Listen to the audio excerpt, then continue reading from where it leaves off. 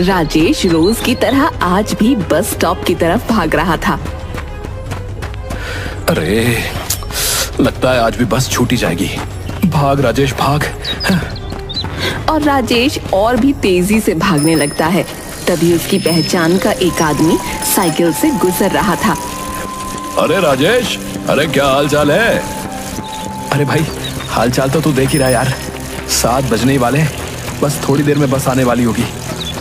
अच्छा मैं तुमसे बाद में बात करता हूँ, ठीक है? मंगलू अपनी साइकिल को और तेजी से बढ़ाकर फिर से राजेश तक पहुंच जाता है। राजेश चल बैठ जा मेरी साइकिल पर, मैं छोड़ देता हूँ तुझे स्टेशन तक। राजेश मंगलू की साइकिल पर बैठ जाता है और थोड़ी ही देर में उसे स्टेशन तक पहुंचा देता है। अरे भाई मंगलू, अगर आज तू मुझे समय पर अपनी साइकिल पर बस स्टेशन नहीं पहुंचाता तो आज तो मेरी बस छूटी जाती यार। राजेश उसकी साइकिल को देखता है। वैसे वाह भाई, साइकिल तो बहुत अच्छी है तेरी। अरे मैं तो तुझे भी यही कहता हूँ, एक साइकिल ले ले तू भी। रोज रोज भागकर बस पकड़ना बहुत मुश्किल होता है ना, इसीलिए कह रहा हूँ। अब कह तो तू ठीक रहा है, पर तुझे तो पता है ना मेरी सारी कमाई तो घर का खर्चा निकालने में ही चली जाती है, और ऊपर से मुझे तो ये चलानी भी नहीं आती। कहीं गिर विर गया तो हड्डियां टूट जाएंगी मेरी। अरे यार तू भी ना बहुत भोला है, साइकिल से गिरने से किसी की हड्डी नहीं टूटती, और मुझे पता है, बहाने मत बना तू। हाँ इतनी ही देर में राजेश की बस आ जाती है। अब चल अच्छा मंगलू, मैं चलता हूँ। और राजेश अपने काम के लिए निकल जाता है।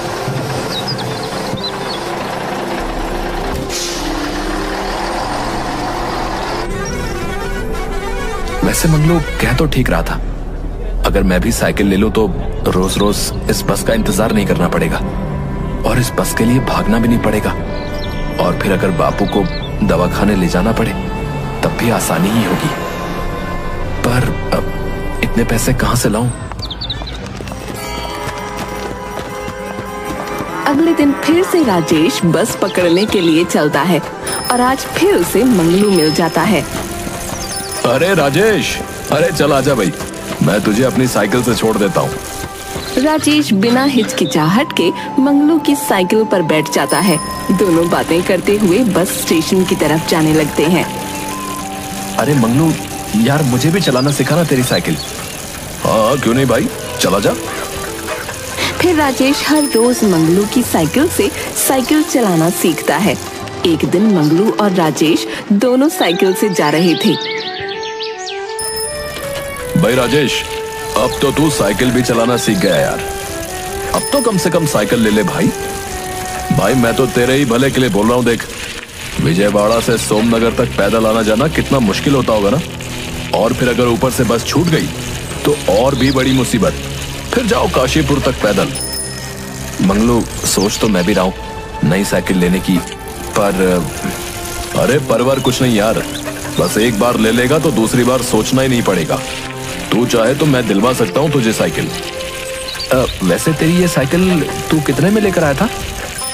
मैं 155 में लेकर आया था यार।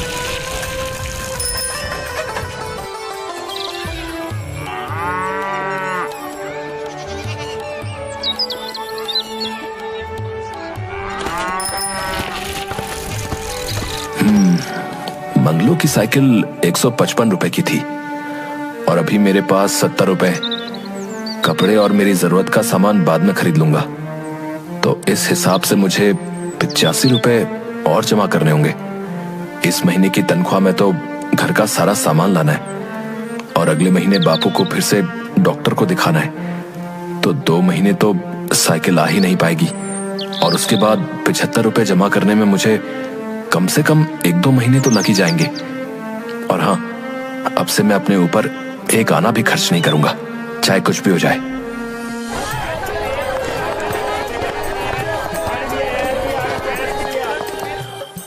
माँ, मैं सारा सामान ले आया हूँ, देख लो कहीं कुछ रहा तो नहीं है। अरे बेटा, तू अपने नए कपड़े लाने के लिए बोल रहा था ना, 2 जोड़ी ही बचे हैं। अभी 2 जोड़ी कपड़े हैं तो मैं कुछ समय के बाद ले लूंगा, वैसे भी अभी जरूरत नहीं है। बापू, आपकी दवाइयां ले आया हूं। अब तबीयत कैसी है आपकी? अब ठीक है बेटा। अगले महीने डॉक्टर ने बुलाया था आपको, याद है ना?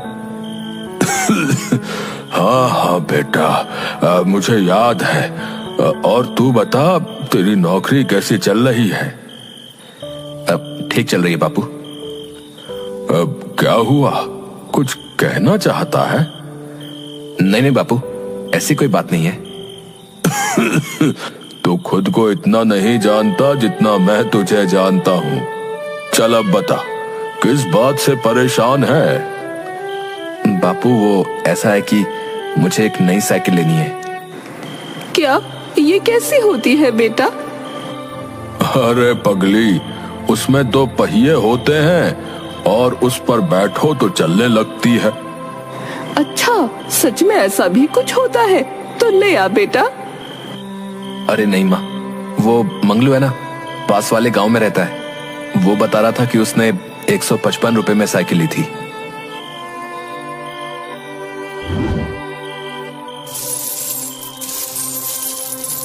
ये ले, इससे तेरी थोड़ी मदद हो जाएगी। अब नहीं माँ, मैं तुम्हारे कंगन नहीं ले सकता। जेवर के नाम पर बस यही तो है तुम्हारे पास। इन्हें तुम अपने पास रख लो और तुम देखना, मैं अपनी मेहनत से जल्द ही साइकिल लेकर आऊंगा और फिर बापू को भी दवाखाने ले जाने में दिक्कत नहीं होगी। और तुम देखना, मैं तुम्हें भी अपनी साइकिल पर बैठाकर पूरे विजयवाड़ा में घुमाऊंगा। कुछ दिनों तक ऐसे ही चलता रहता है। एक दिन 120, 130, 135 और ये रहे 140। अरे 10 फिर कम पड़ गए। तुझे और भी ज्यादा मेहनत करनी पड़ेगी। थोड़ी देर बाद चपरासी राजेश के लिए खाना लेकर आता है। भाई रामलाल, ये खाना ले जाओ। क्यों साहब, क्या हुआ? वो क्या है ना, आज मुझे भूख नहीं है और अब से तुम मेरे लिए खाना मत लेकर आना। ठीक है साहब। एक समय नहीं खाऊंगा तो थोड़े पैसे तो बचेंगे। थोड़े ही दिन में बाकी के पैसे भी इकट्ठे करने और फिर लाऊंगा मैं अपनी साइकिल। कल जाकर मंगलू से बात करता हूँ और एक अच्छी सी साइकिल दिखाऊंगा। सुबह सुबह राजेश हर रोज की तरह नौकरी के लिए निकल जाता है। रात को आते समय राजेश मंगलू के घर रुक जाता है। अरे बहुत दिन हो गए दोस्त, तू तो मानो यार ईद का चांद ही हो गया, दिखाई नहीं। अरे भाई, वो काम थोड़ा ज्यादा बढ़ गया था, इसलिए सुबह जल्दी जाना होता था और रात को भी थोड़ी देर हो जाती थी।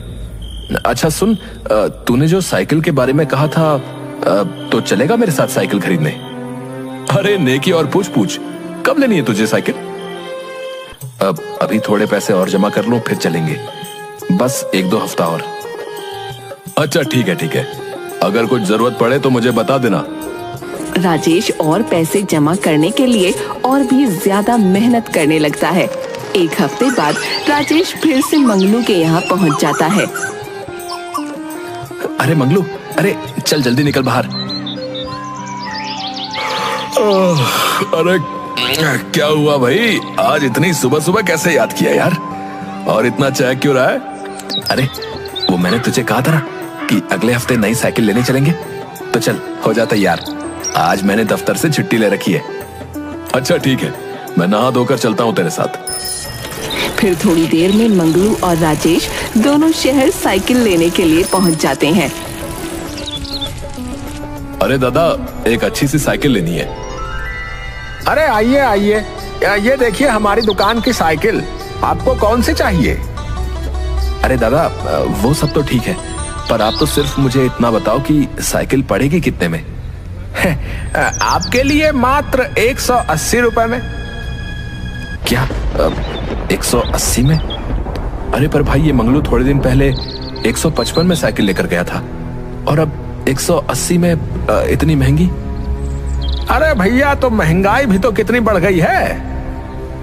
अरे भैया, थोड़ी तो कम करो। नहीं दादा, कम तो नहीं हो सकती। अगर हम ऐसे ही दाम कम करते रहेंगे तो घर कैसे चलाएंगे? अच्छा आप बताओ, आपके पास कितने हैं? अब 160 रुपए हैं। अरे राजेश, परेशान क्यों होता है? 20 रुपए तो हैं। मैं दे देता हूं। नहीं नहीं भैया, ये साइकिल तो मैं अपने दम पर ही लेना चाहता हूं। मैं तुम्हारी मदद नहीं ले सकता। मैं फिर कभी साइकिल ले लूंगा। फिर मुंह लटकाकर राजेश वहां से निकल जाता है। राजेश के पीछे मंगलू भी चला जाता है। राजेश और मंगलू दोनों साइकिल पर बैठे हुए। क्या हो जाता अगर तू मुझसे पैसे ले लेता तो? मैं खुद के दम पर ये साइकिल लेना चाहता हूँ, बस इसीलिए। थोड़े समय की और बात है, और वैसे भी 20 रुपए तो है, मैं जैसे तैसे जमा कर लूंगा। बात तो ऐसे कर रहा है जैसे तूने अपने बगीचे में पैसों का पेड़ लगा कर रखा है। तू झट से जाकर तोड़ लेगा, है ना? तुझे क्या लगता है मुझे नहीं पता है कि तूने एक एक रुपया कैसे कितनी मेहनत से जोड़ कर रखा था अपनी साइकिल के लिए? और अगर इनमें से पैसे खर्च हो गए तो? होते हैं तो हो जाने दो, नहीं लूंगा साइकिल। और क्या, कोई पहाड़ तो ना टूटेगा। फिर राजेश मुंह लटकाकर घर पहुंच जाता है। 20 रुपए तो है, कर लूंगा जमा। पर अगर तब तक साइकिल और महंगी हो गई तो? अगले दिन राजेश दफ्तर में बैठा अपना काम कर रहा था। तभी एक आदमी राजेश के ऑफिस में आकर बैठ जाता है। साहब राम राम, मेरा नाम श्याम है। वो क्या है ना साहब, अगर आप मेरा एक काम कर दो तो मैं आपको मुंह मांगी कीमत देने के लिए तैयार हूँ। कैसा काम?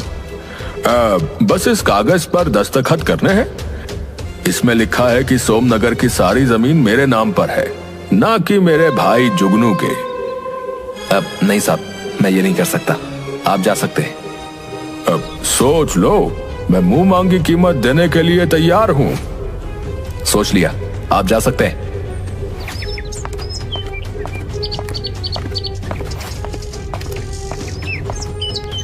थोड़ी देर बाद राजेश का बॉस श्रीकांत राजेश के ऑफिस में आता है। सर, आपको आने की क्या जरूरत थी? अगर कोई काम था तो मुझे बुला लिया होता। नहीं नहीं राजेश, मैं तुम्हारे काम से बहुत खुश हूं। आज तुम्हारे ऑफिस में एक आदमी आया था। हाँ सर, वो मैंने ही भेजा था। और मैं ये जानकर बहुत खुश हूं कि तुम जैसा ईमानदार आदमी मेरे ऑफिस में काम कर रहा है। तुम्हारे काम और ईमानदारी से खुश होकर मैंने तुम्हारी तरक्की के बारे में सोचा है, और अब से तुम्हारा वेतन भी बढ़ा दिया जाएगा। धन्यवाद साहब। साहब, क्या मैं आपसे कुछ मांग सकता हूं? हाँ हाँ राजेश, कहो। साहब, अगर आप मुझे इस महीने की तनख्वाह आज ही दे दें तो वो कहना मुझे थोड़ी जरूरत थी। श्रीकांत बिना कुछ कहे तुरंत ही राजेश को उसकी तनख्वाह देता है।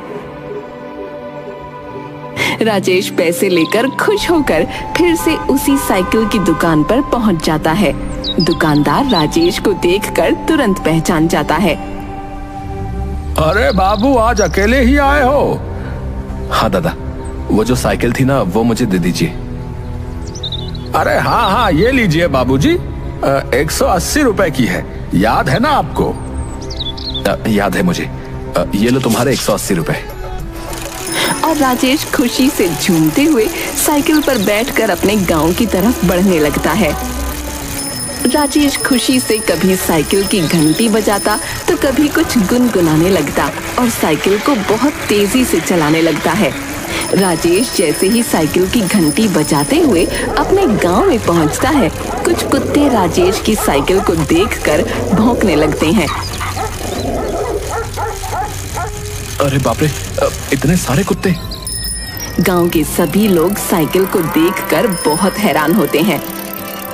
अरे ओ मुरारी, अरे अरे जरा देख तो, ये बलवंत का छोरा क्या तूफान लेके आया है भाई। अरे जल्दी निकल घर से बाहर भैया।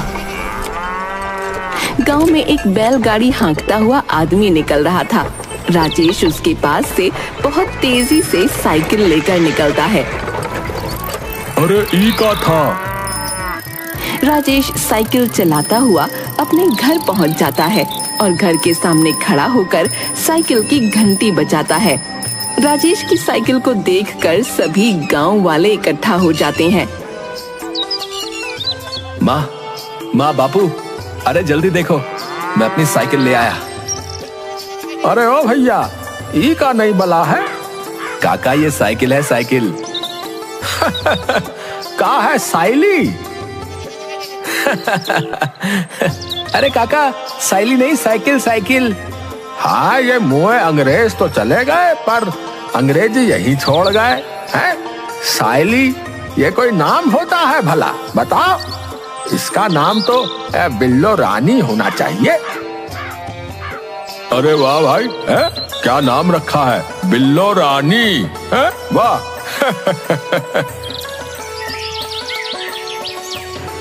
खड़ा हो जा, यहाँ घर में नया मेहमान आया है। फिर सरजू राजेश और साइकिल की आरती उतारती है। ए गंगा, ये ले शक्कर और बांटते पूरे गांव में। मैं तुम्हें अपनी साइकिल पर घुमा कर लेकर आता हूँ। अरे भैया, मैं भी। फिर राजेश एक एक करके सबको अपनी साइकिल पर बैठाकर घुमाता है।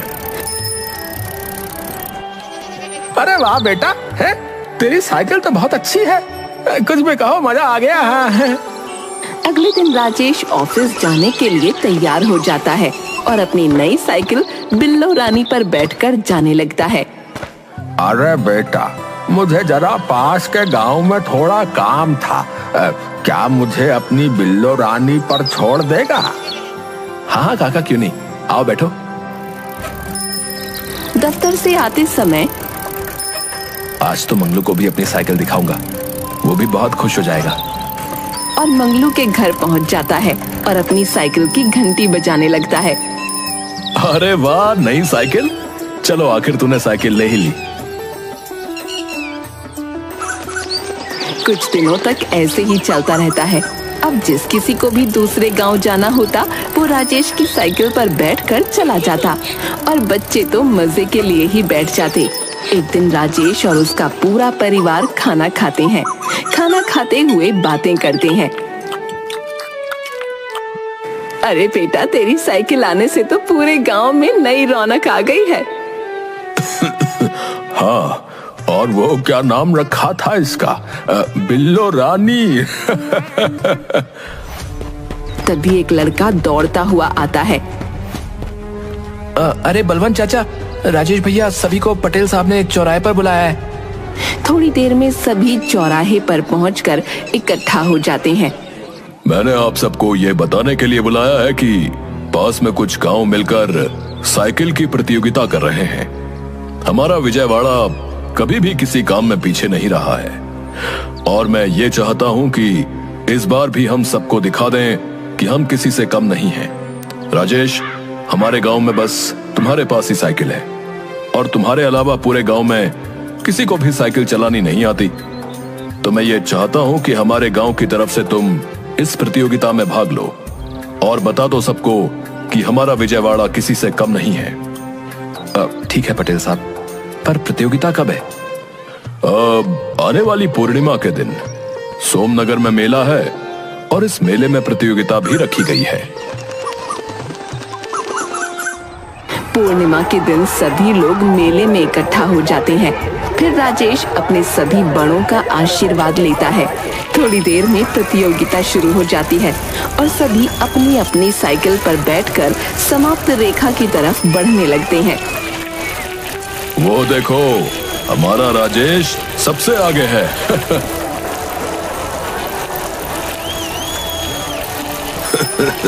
हाँ, और आपको पता है, ये जो दूसरे नंबर पर है, ये रामलाल दफ्तर का चपरासी है और ये चौथे पर उसका दोस्त और ये तीसरे नंबर पर पास के गांव का एक लड़का है। देख लेना, जीतेगा तो हमारा राजेश ही। वैसे भी बाकी सबने तो हार मान ली और देख, कुछ तो कैसे गिर पड़े हैं। जीतेगी तो हमारी बिल्लो रानी।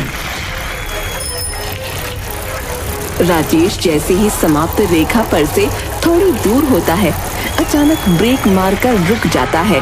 इतने में ही रामलाल आगे निकल जाता है और राजेश फिर से साइकिल चलाने लगता है।